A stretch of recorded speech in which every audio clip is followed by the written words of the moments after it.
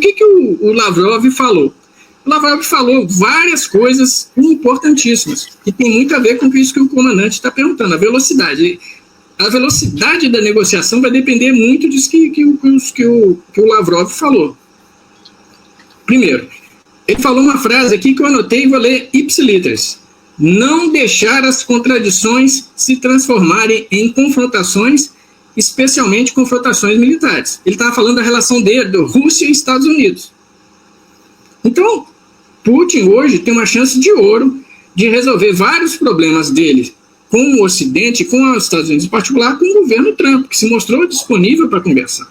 Ele não tinha esse ambiente com os governos Obama, não tinha esse ambiente com o governo, muito menos com o governo Biden e muitos outros democratas. Então ele tem uma chance de ouro.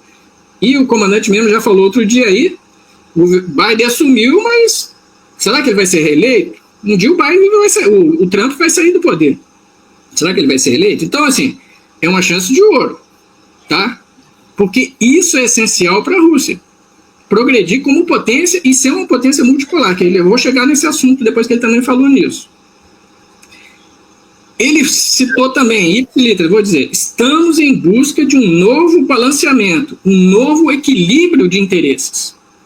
Um novo equilíbrio de interesses. Então, basicamente o que ele está falando é o seguinte, nós precisamos de uma nova Yalta, uma nova Potsdam, sentar os grandes líderes, e depois o Lavrov falou, quem são esses grandes líderes? Ele falou textualmente, China, Rússia e Estados Unidos, precisam sentar e decidir como é que vai ser esse mundo novo, porque essa é a multipolaridade. A Europa quer entrar disso aí?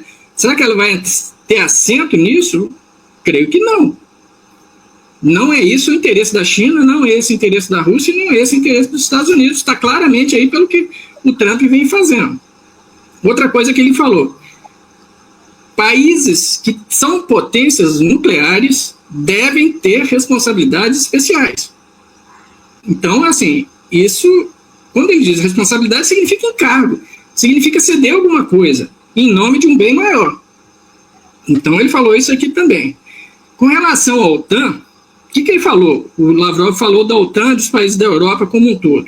Ele falou, isso é uma história de ilusões, desapontamentos, parcerias, que ele contou uma história lá, de que no começo houve uma parceria lá no tempo do Primakov, inclusive a Rússia ajudou muito os Estados Unidos lá no Afeganistão com a logística, porque os Estados Unidos não tinha logística para estar no Afeganistão, quem fez a logística toda foram os russos, isso eu já sabia, porque eu estava comadido, eu cheguei a estudar bastante esse assunto, tá? A questão da estrada, o acesso ao Afeganistão, se não fosse a Rússia, os Estados Unidos não tinham conseguido. Eu visitei, nessa época que estava acontecendo essa operação americana lá, eu visitei o Comando de Transporte dos Estados Unidos, eu estava lá, eu visitei o Centro de Operações do Transcom, que é responsável por toda a logística norte-americana. E eles disseram, foi a primeira vez que eu tomei conhecimento desse assunto, que eles disseram, olha, quem está nos ajudando lá são os russos, porque a gente precisa deles, a gente não tem esse know-how de atuar lá, e a logística para atuar na Afeganistão a gente não tem, a gente precisa deles. Inclusive, eles compraram helicópteros russos para poder operar lá no Afeganistão naquela época, tá? Mas só fechando parênteses aqui, nos tempos em que a OTAN e a Rússia estavam trabalhando em parceria, tá? E por isso a Rússia tem grande, vamos dizer assim, grande pé atrás, vamos dizer assim, com relação à OTAN. Outra coisa que ele... E aí o que foi que chamou a atenção nessa fala do Lavrov é isso, que Trump já deixou sinalizado que ele quer conversar com os três grandes. Quando ele usou essa palavra, três grandes, justamente, e aí ele começou a falar nessa questão do mundo multipolar. E ele falou algumas coisas interessantes. Eu já, até naquela nossa ida lá no Congresso, comandante, quando a gente falou de multipolaridade, falou do BRICS, né? Existe uma corrente aí que já não fala mais em multipolaridade, fala em mundo multinodal, que as organizações internacionais, por exemplo, aqui na África, por exemplo, a União Africana, a ASEAN, lá no Sudeste Asiático, elas vão ter um papel importante, o BRICS.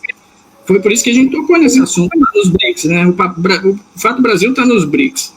Você ser representado não apenas as grandes potências mundiais, que era a lógica do Conselho de Segurança, mas esses organismos internacionais multilaterais, né, terem um papel mais importante. Então, mas nesse contexto todo aí, quem vão ser essas três grandes potências? Segundo ele, Estados Unidos, China e Rússia. Tá? E a Rússia tem chance, nesses 4 anos aí de Trump, de tentar acelerar isso aí. Já não contra os Estados Unidos, mas a favor dos Estados Unidos. Então, o que é mais importante para a Rússia? Né? Então, assim, dependendo das vantagens que o Putin pode auferir, por exemplo, em vez de dizer um não para esse cessar-fogo aí, um não curto e seco, dizer, não quero fazer cessar-fogo, continue as sanções, vamos continuar a guerra. Muita gente é favorável que isso, de parecer favorável que isso vai continuar acontecendo. Mas será que isso é de interesse da Rússia? Essa é a questão que eu faço. Porque se for de interesse da Rússia, isso vai andar rápido. Mas se não for de interesse da Rússia, se a ideia do Putin é continuar a guerra, continuar a matança, e correndo um risco de ter um desgaste grande da Rússia no final, mesmo sabendo que vai destruir a Ucrânia e não vai sobrar nada ali, mais nada, né?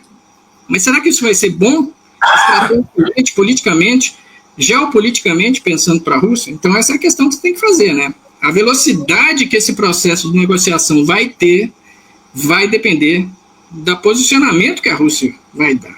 E isso a gente vai saber muito em breve. Sexta-feira agora, hoje é quinta, né? Amanhã, o tal do Witkoff vai estar lá sentado conversando com o Putin, né?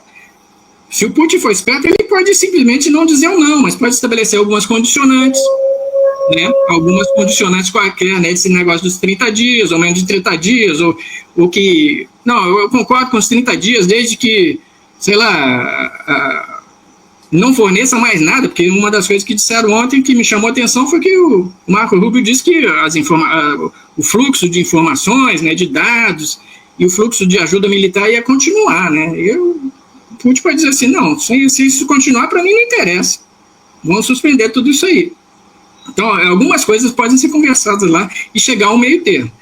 Ou simplesmente ele pedir outras coisas maiores, né? Por exemplo, o Lavrov falou, né, que uma coisa que preocupa muito os russos sempre foi a questão dos acordos nucleares que estão vencendo. O último deles que ainda existe é o START, o New START, né? Que é o acordo de controle de armas nucleares, de quantidade de ogivas nucleares que existem. Esse acordo está vencendo no começo do ano que vem, ele precisa ser renovado. Isso é uma preocupação enorme para a Rússia. E não era uma preocupação para os governos democratas, a não ser por que carga d'água. Então, assim, o Lavrov falou isso aí, a gente precisa sentar agora, não mais Rússia e Estados Unidos para discutir o New START, chamar a China, Rússia e Estados Unidos sentar e fazer um New START. Então, assim, a renovação desse New START. Então, veja, existe muita coisa aí, além de destruir a Ucrânia. Porque que a Ucrânia vai ser destruída no final dessa história toda, se a guerra continuar, ninguém tem dúvida. Agora, resta saber quais são os benefícios que isso pode trazer para a Rússia e quais os benefícios que um processo de negociação pode trazer para a Rússia. Não sei se me aluguei muito, comandante, mas essa é isso é o que eu penso, né? Pode ser que eu esteja totalmente errado, porque na geopolítica nada é tão muito certo assim, né?